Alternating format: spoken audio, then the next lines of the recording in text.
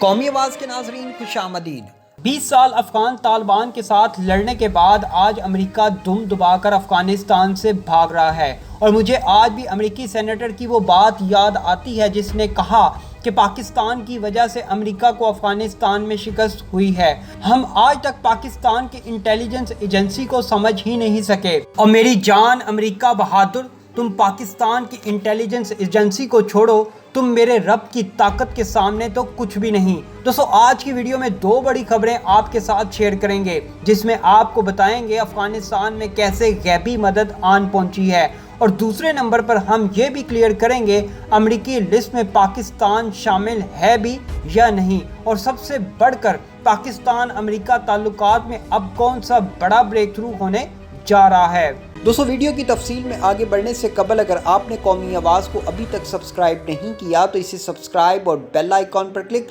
ضرور کریں، کیونکہ یہ میری اور آپ کی نہیں بلکہ پوری قوم کی آواز ہے۔ دوستو، ایک بات تو طے ہے کہ امریکہ افغانستان سے نہ چاہتے ہوئے بھی نکل رہا ہے، اور ایسے برے حالات اس وقت امریکہ کے بن چکے ہیں کہ امریکی فوجیوں کو بالکل ایسے لگ رہا ہے کہ ابھی پورے کا پورا آسمان ان کے سروں پر آ گرے گا۔ اس لیے آج امریکہ افغانستان سے بھاگنے کی کوشش کر رہا ہے۔ امریکہ نے لاکھ کوشش کر کے دیکھ لی کہ پاکستان سے ایئر بیسز لے، زمینی راستے استعمال کرے، پاکستان سے افغانستان پر حملے کرے، مطلب ایک دفعہ پھر امریکہ اپنی جنگ دوسروں کی سرزمین پر لڑنے کی کوشش کر رہا ہے، لیکن خان آیا اور چھا گیا۔ دوستو، خان نے ایک کے بعد ایک بڑے بیان میں امریکہ کے 14 طبق روشن کر دیے ہیں۔ دفاعی مبصرین کا کہنا ہے امریکہ پاکستان سے ناراض ہو نہیں رہا بلکہ ہو چکا ہے، مطلب گل ود گئی ہے۔ دونوں ممالک کے تعلقات میں بڑا بریک تھرو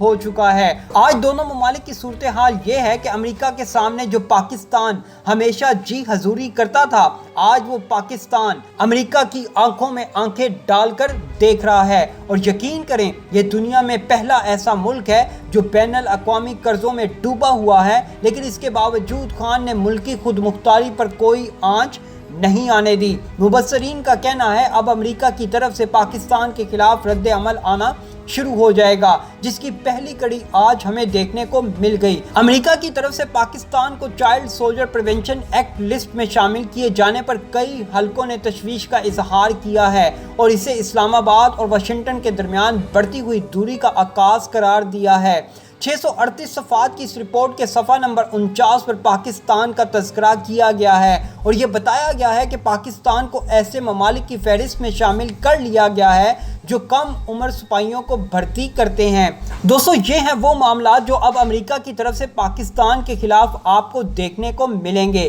دوستو، پاکستان کو جان بوجھ کر اس فہرست میں شامل کیا گیا ہے تاکہ مستقبل قریب میں پاکستان کے خلاف فیصلے کرنے میں آسانی ہو۔ اس لسٹ میں شامل کرنے کا مطلب یہ ہے کہ پاکستان کم عمر بچوں کو فوجی تربیت فراہم کرتا ہے اور انہیں خطرناک حملوں کے لیے تیار کرتا ہے۔ اس فہرست میں افغانستان، برما، جمہوریہ Congo, Iran, Iraq, Libya, Nigeria, Somalia, Sudan, شام، ترکی، وینزویلا اور یمن بھی شامل ہیں۔ اس صفحہ پر پاکستان کو اس فہرست میں شامل کرنے کی وجوہات تاحال بیان نہیں کی گئیں۔ کئی ناقدین کا خیال ہے کہ امریکہ کی طرف سے لسٹ میں شامل کیا جانا اس بات کی غمازی کرتا ہے کہ واشنگٹن اور اسلام آباد کے تعلقات میں خوشگواریت ختم ہوتی جا رہی ہے۔ اسلام آباد کی نیشنل یونیورسٹی برائے سائنس اینڈ ٹیکنالوجی کے عالمی ادارہ برائے امن و استحکام سے وابستہ ڈاکٹر بکار نجیم الدین نے انٹرنیشنل میڈیا کو بتایا، بظاہر اس فیصلے کی کوئی منطق نہیں، کیونکہ پاکستان حالت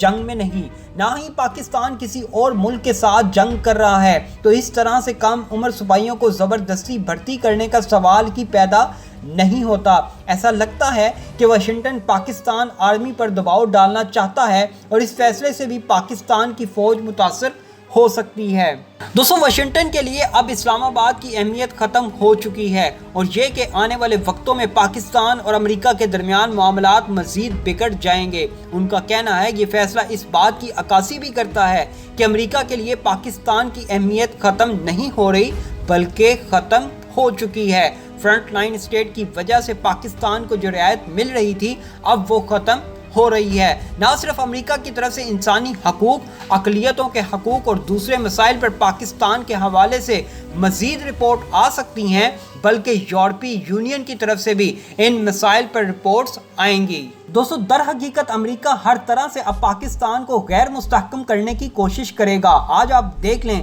20 سال گزر جانے کے بعد افغانستان میں خانہ جنگی جیسی صورتحال بنتی جا رہی ہے، اور میرا یقین کریں میں اپنی متعدد ویڈیوز اسی بات پر بنا چکا ہوں کہ امریکہ نے افغانستان کو نہیں چھوڑنا، جس کی بڑی وجہ پاکستان چین کا سی پیک منصوبہ ہے۔ ایک بات پھر اپنے ذہن نشین کر لیں، غیر مستحکم افغانستان ہی امریکہ کے مفاد میں ہے، کیونکہ اگر افغانستان میں خون ریزی ہوگی تو پاکستان کے حالات خراب ہوں گے، اور اگر پاکستان کے حالات خراب ہوں گے تو چین کا گیم چینجر منصوبہ سی پیک متاثر ہوگا، جس کی وجہ سے آج امریکہ نے دنیا کا امن داؤ پر لگایا ہوا ہے۔ آج امریکہ پاکستان سے ایئر بیسز مانگ رہا ہے صرف اس لیے کہ پاکستان کا نام لگایا جائے اور ایک دفعہ پھر افغان طالبان پاکستان کی طرف رخ کر لیں۔ لیکن اب پاکستان کی سیاسی اور عسکری قیادت نے امریکہ سمیت عالمی طاقتوں کو کلیئر پیغام دے دیا ہے، ایبسلیوٹلی ناٹ۔ دوستو، ایسی مزید معلوماتی ویڈیوز دیکھنے کے لیے قومی آواز کو سبسکرائب اور بیل آئیکن پر کلک ضرور کریں، کیونکہ یہ میری اور آپ کی نہیں بلکہ پوری قوم کی آواز ہے۔